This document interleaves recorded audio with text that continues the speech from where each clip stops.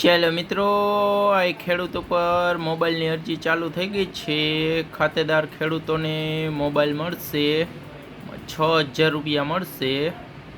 જોઈ લ્યો, આવી રીતે કરવાની છે. આ ખેડૂત ઉપર આ વિવિધ યોજના અરજી કરો.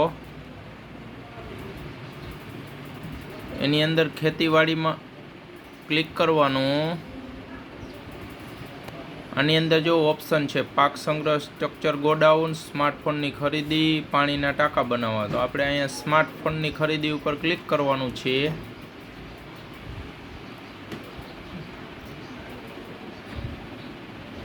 જોઈ લ્યો મિત્રો, આ સ્માર્ટફોનની ખરીદીની અરજી ખુલી ગઈ છે. હવે અહીંયા અરજી કરો એની ઉપર ક્લિક કરવાનું છે.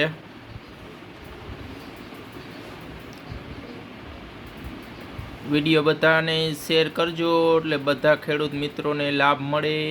જોઈ લ્યો, હવે આ ખુલી ગઈ છે. હવે અહીં રજીસ્ટર અરજદારમાં ના કરવાની. હવે આગળ વધવા ક્લિક કરો. ખુલી ગયું. હવે અહીંયા નવી અરજીમાં જવાનું છે. ખુલી ગયું. હવે અહીંયા નામ લખવાનું છે. અહીંયા પિતાનું નામ લખવાનું છે અને અહીંયા અટક લખવાની છે. બરાબર. જાતિ પસંદ કરવાની છે. અહીંયા લિંગ પસંદ કરવાનું છે. અહીંયા જિલ્લો, તાલુકો અને ગામ, અહીંયા એડ્રેસ લખી નાખવાનું હોય. પછી નીચે પિનકોડ, દિવ્યાંગમાં યસનો. પછી નીચે મોબાઈલ નંબર, અહીં નીચે આધાર નંબર આવશે. બરાબર. પછી ખેડૂતનો પ્રકાર સિલેક્ટ કરવાનો છે. પછી અહીંયા તમે આત્માનું રજીસ્ટર ધરાવતા હોય તો હા ના કરવાની છે. સહકારી મંડળીનું હા ના કરવાની છે. દૂધ ઉત્પાદક સહકારી મંડળીના સભ્યો હોય તો હા, નકર ના.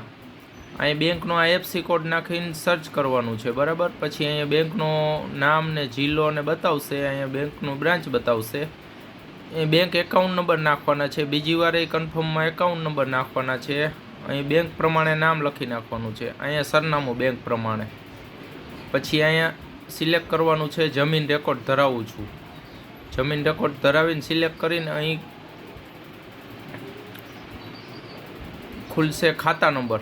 તો અહીંયા જે તે ખાતા નંબર હોય, ખાતા નંબર નાખીને ખાતેદારનું નામ આવશે એ સિલેક્ટ કરી લેવાનું. પછી અહીંયા કેપ્ચા નાખીને અરજી સેવ કરવાની. સેવ કર્યા પછી અરજી અપડેટ થશે. અરજી અપડેટ કર્યા પછી અરજી કન્ફર્મ કરવી. કન્ફર્મ થયા પછી અરજીની પ્રિન્ટ લેવી. અરજી કન્ફર્મ થયા વગર માન્ય ગણાશે નહીં.